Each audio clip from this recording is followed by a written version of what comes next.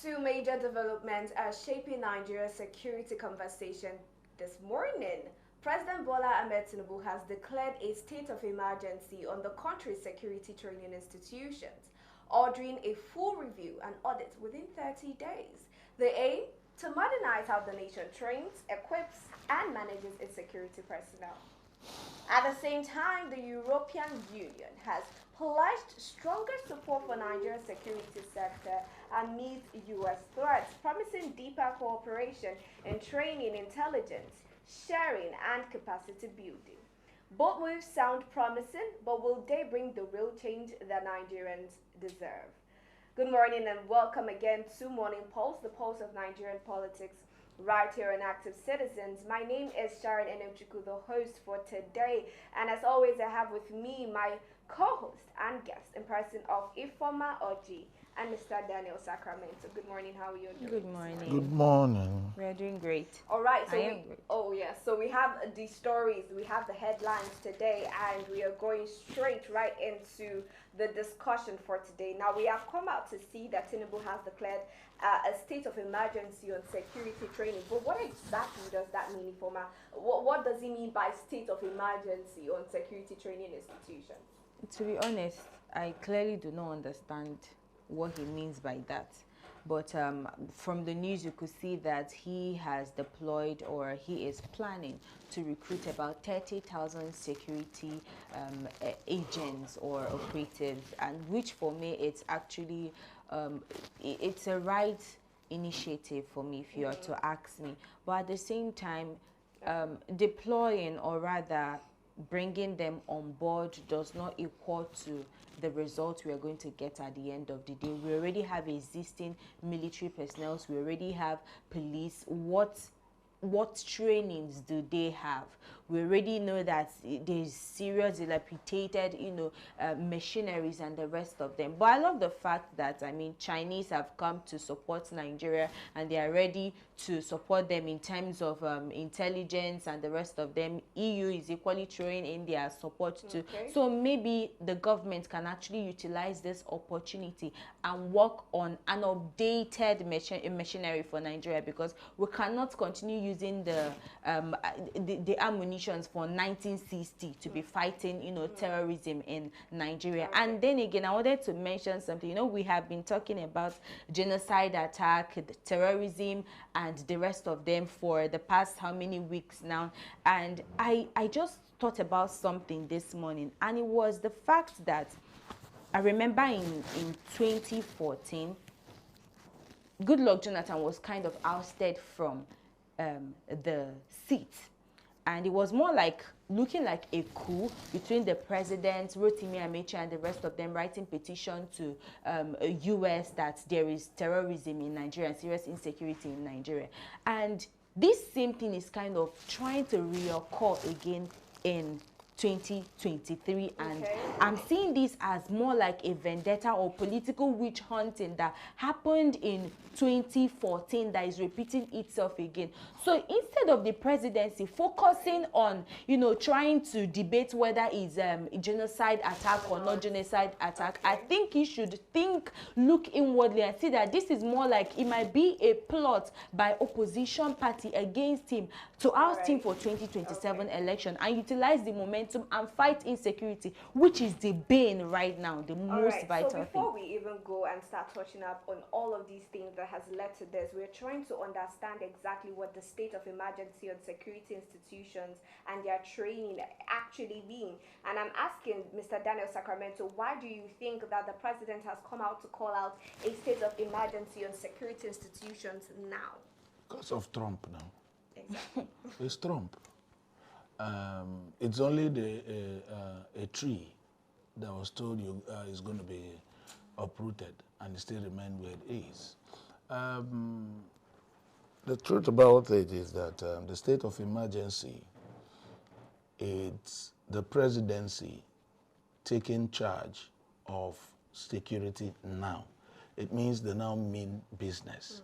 It means now that calling him the Grand Commander of the Federal Republic of Nigeria, it's now trying to come in play. Now, it's quite sad that Nigeria is is not a proactive country. They only act on impulse. They only act when it seems that ovation is high. And when it looks as if the ovation has gone down, then they will return back to status quo. I remember in 2013, Jonathan visited the Nigerian police training school somewhere in Ikeja, Lagos. And it was a terrible sight. It was nothing to write home all about. Heads rolled immediately. You see, this attitude of governors, president, elected politicians staying in the confine of one particular place without moving around, it's one of the reasons why we have collapsed system. It's one of the reasons why there is a collapsed system. Now, you now started talking about, re-energizing the training school security. But this is something you know that Nigerian security forces has been outdated long ago. Now, let me remind you, so many Nigerian military are imprisoned, charged for treason and so on, and they have been charged to, they have been sentenced to killing. Yes. Death. Now, what was the problem? That they can't go to fight Boko Haram with obsolete equipments. That was a crime. Now, you've seen that they have been vindicated by the president declaring state of emergency in the training school.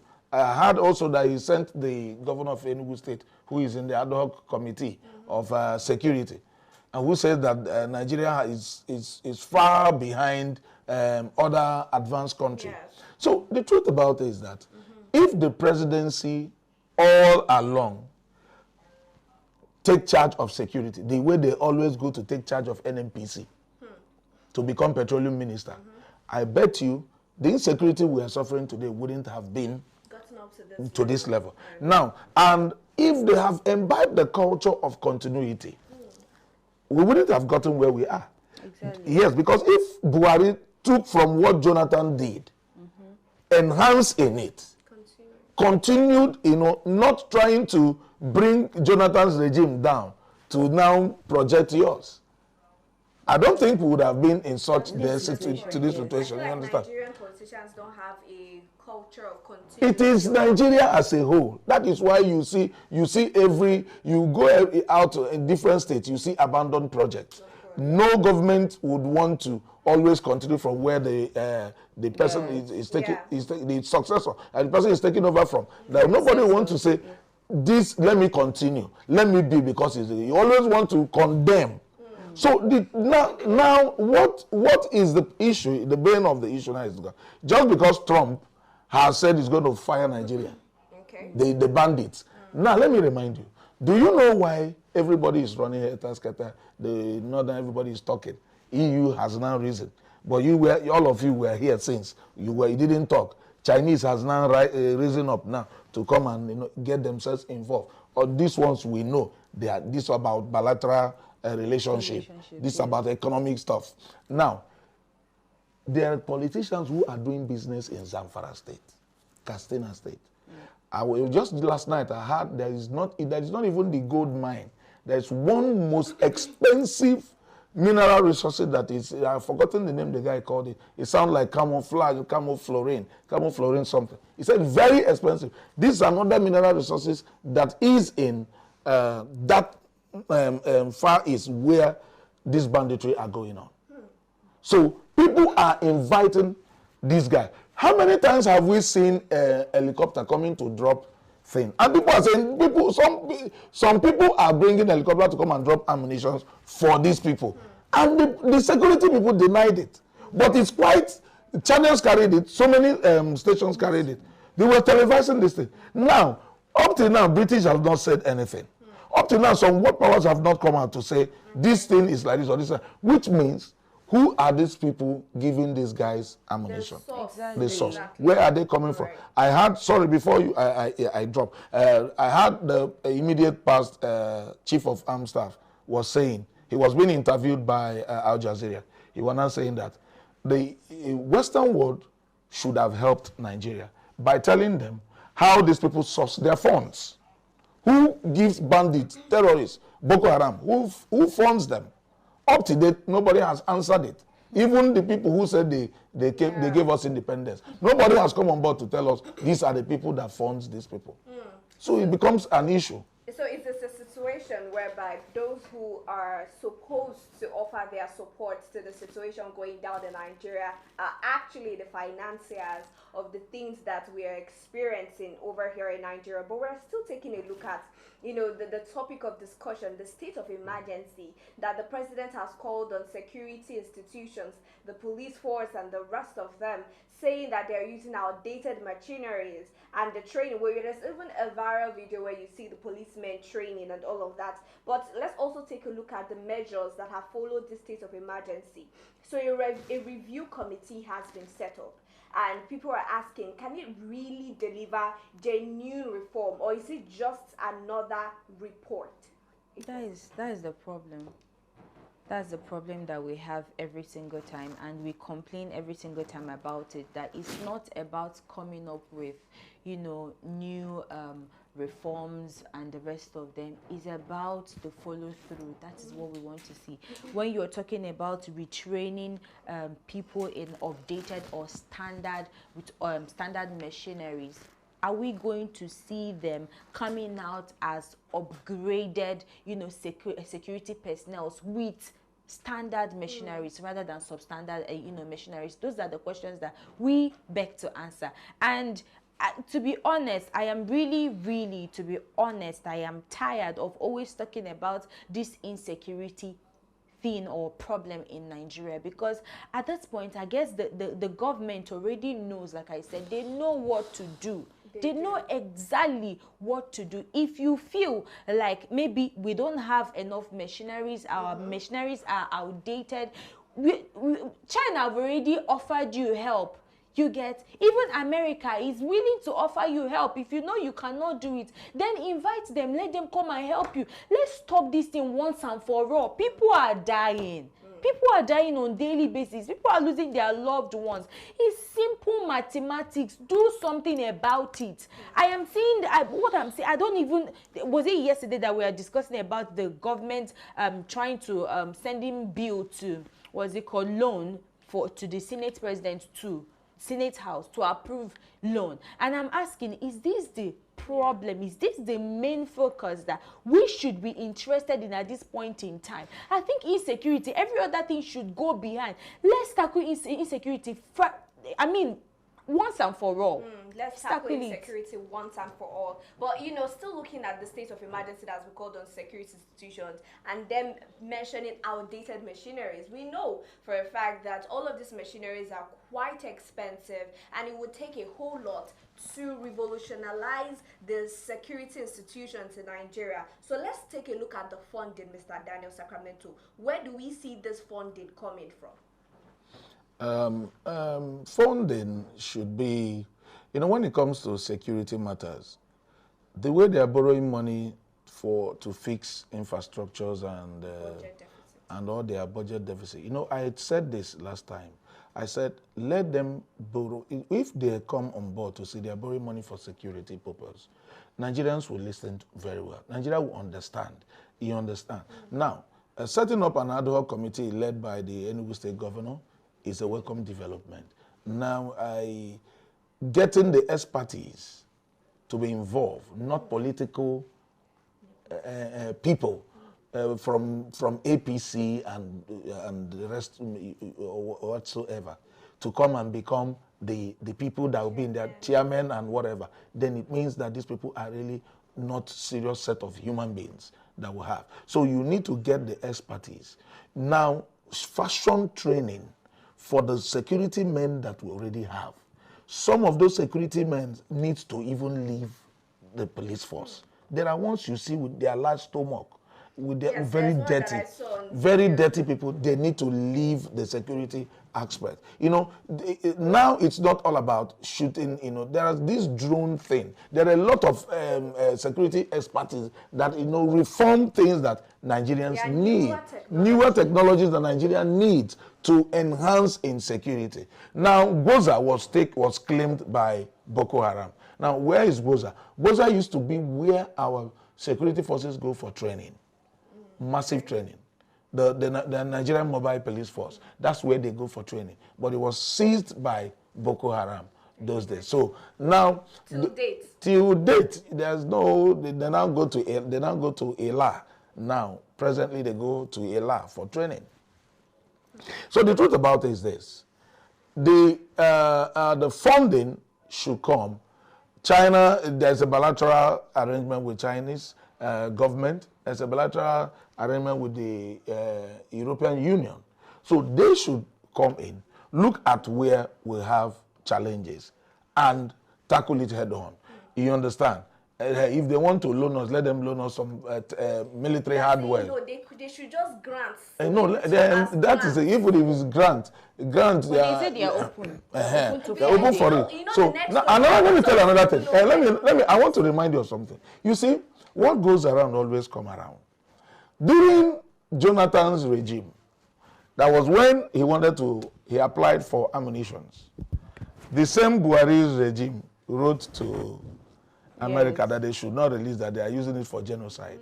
You see, so when all of them they start crying wolf that Trump says is coming and there is a Christian genocide, these are proceeds of what you're complaining with. And you are the one, and they should know that America doesn't need Nigerians to give them statistics.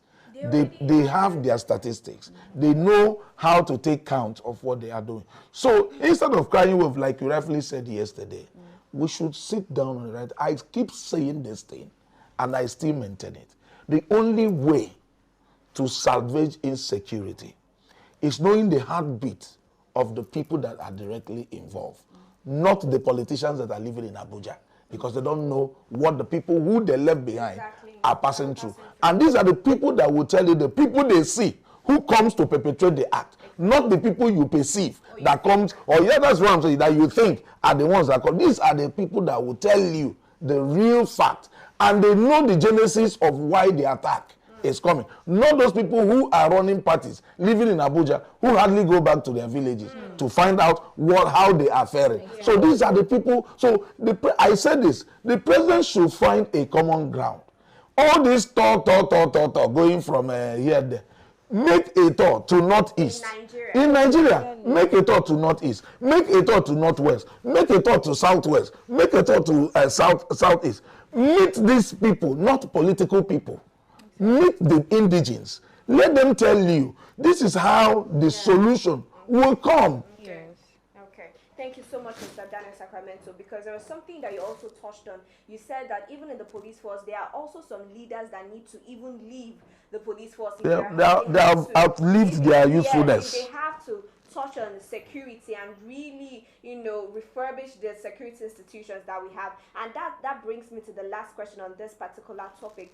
Do you think, Ifeoma, that this, reforms can address the morale and also the leadership issues that they are facing now, apart from the training? Let's take a look at the leadership issues in our security apparatus. Yes, if they are able to, fish out all those old ones and bring new ones. I mean, the president have already appointed new service chiefs, so we are expecting fresh ideas, fresh strategies to fight this terrorism in Nigeria. But I remember one time we were talking about Kanu, and you asked this question, where is Kanu in all of this? And I just read from the news yesterday that the chairman of Kanu was beheaded as of Monday. It was shocking. Yes, he was abducted, and they requested for 2 million euros, and who? they weren't able to meet up with that. By who? Yes, How? the Khan. Who abducted him? It's terrorists.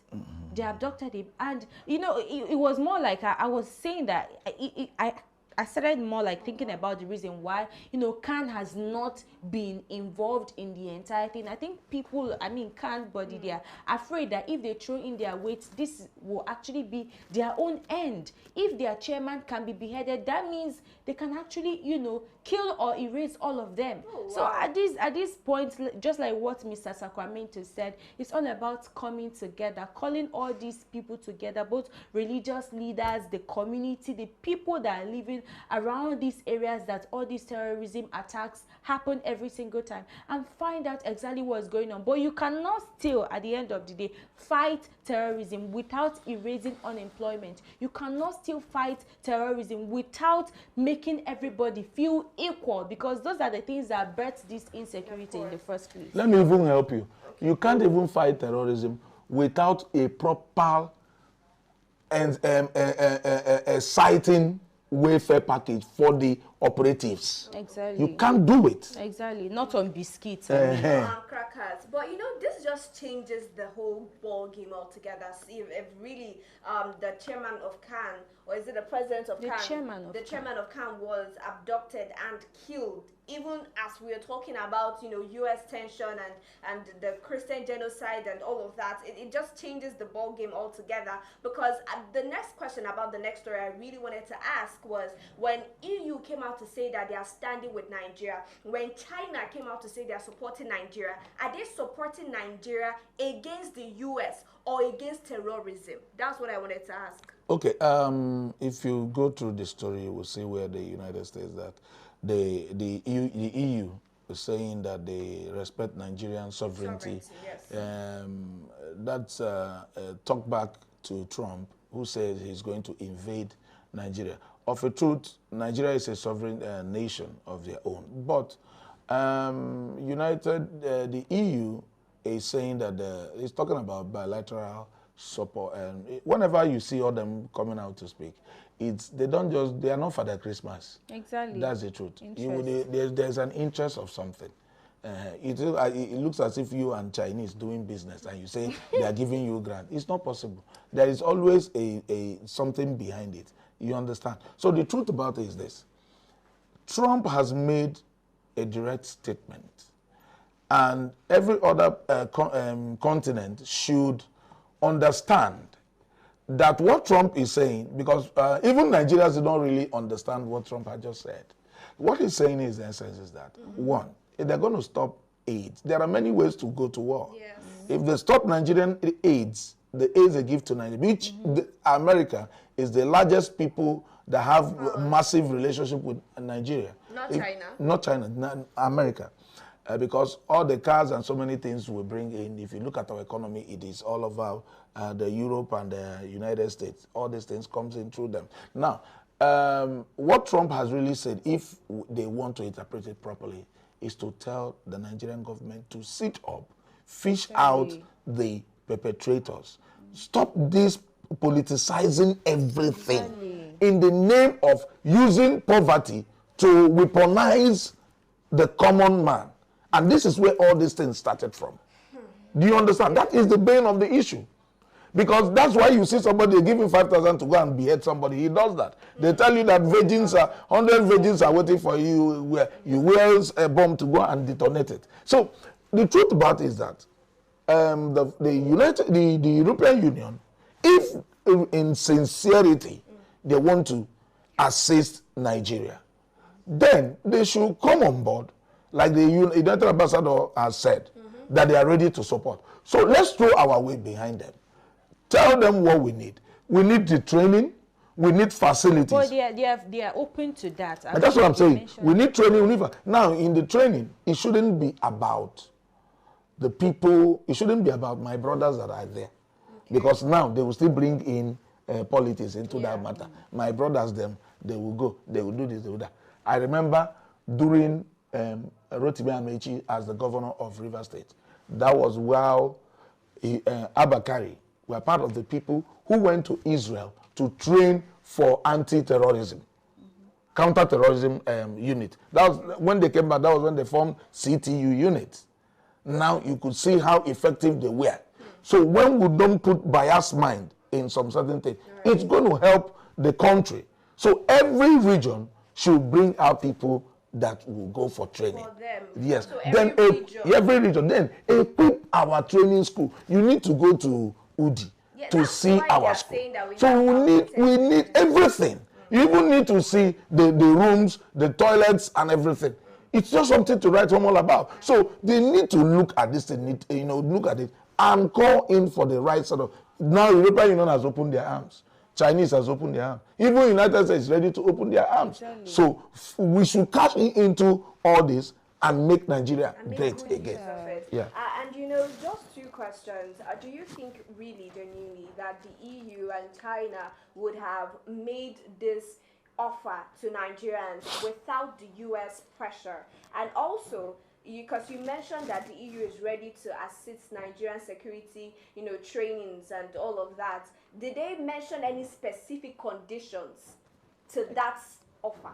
Okay, I didn't actually see the conditions that they mentioned. What I know is that they mentioned key structural issues in Nigeria, which is weak governance. They mentioned inequality.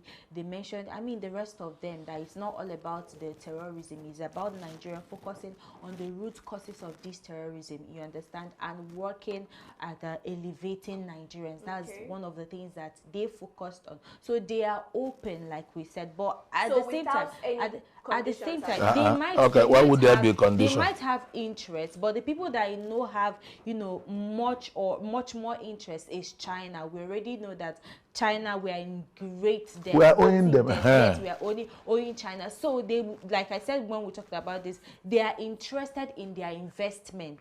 You understand? They are interested in the green areas in Nigeria, and those are the reasons why they are training their weight. And you know that this China and US are in Cold War. So they wouldn't want the US to infiltrate Nigeria. They would want to be the ones to do that first. That is why they are bringing in. That I asked, right? Do you think without the US coming out to do this, that they would have offered assistance publicly or openly? I don't think Chinese people are involved they might. in the illegal mining in Zamfara. Hope you are aware. I am not aware. So they arrest a lot of them every now and then. You see, the problem with Nigerian security is political. That is the truth. And until the way they go, now the president said he's embarking on a state of emergency in the security system. Not just state of emergency alone. You need the state actors. You need to call a spade and tackle it head on. Because the names of the people who invite these people, who does these illegal businesses, are on the presidency table. They cannot deny that. So they know it. So they already have the data. Now, final question to Ifeoma and also Mr. Daniel, if you want to come in here. We have talked about the fact that, you know, before now, that the nations that the U.S. has interfered in, that we've not seen a lot of benefits, although there were other countries that I mentioned where they intervened in, like Kuwait and the rest of them, and they saw changes. Now, let's also look at EU and China. Do you think that other nations where the EU and maybe even Chinese governments have helped has seen sustainable growth and change, Ify? I wouldn't really say that we've seen sustainable growth. Like every other person will think about their country first. So they think about their country. So whether your country develops in the first place or it does not develop in the first place is none of their business. What matters to them is their personal interest. But we've seen the US have equally come out to, you know, lend their helping hands to other countries that are going through a lot of attacks and war. And we could see to an extent in the news that they brought in peaceful negotiations, and at the end of the day they ended, you know, some wars. But at the same time, they are not doing this because they want to help you. They are doing this because they have personal interest in your country. All right, Mr. Daniel, any thoughts? Yeah, that, what if he says is the truth. But we European Union and Chinese and whatever country that wants to come into Nigerian's issue of security should do that with utmost sincerity, so as to help save lives. I know that EU, some countries they've been in has done well. Some, majority in Africa, has not, because you know that first, whenever they are coming, they are much interested in the natural resources they will have. Yeah. They can excavate from the people.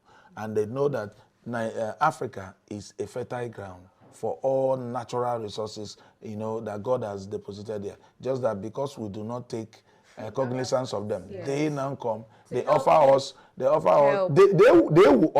come, create the controversies, and now offer you guys how to, you know, to assist you. How to solve the issue. Thank you so much, Mr. Daniel Sacramento and the former OG. Now, Nigeria's security challenges are deep and complex, but these two move. Tinubu calling a state of emergency on our security apparatus and EU offering assistance to Nigeria. You know, it could mark a turning point if executed with real intent and accountability. Now, the question is simple. Will this finally be the beginning of a stronger, safer Nigeria?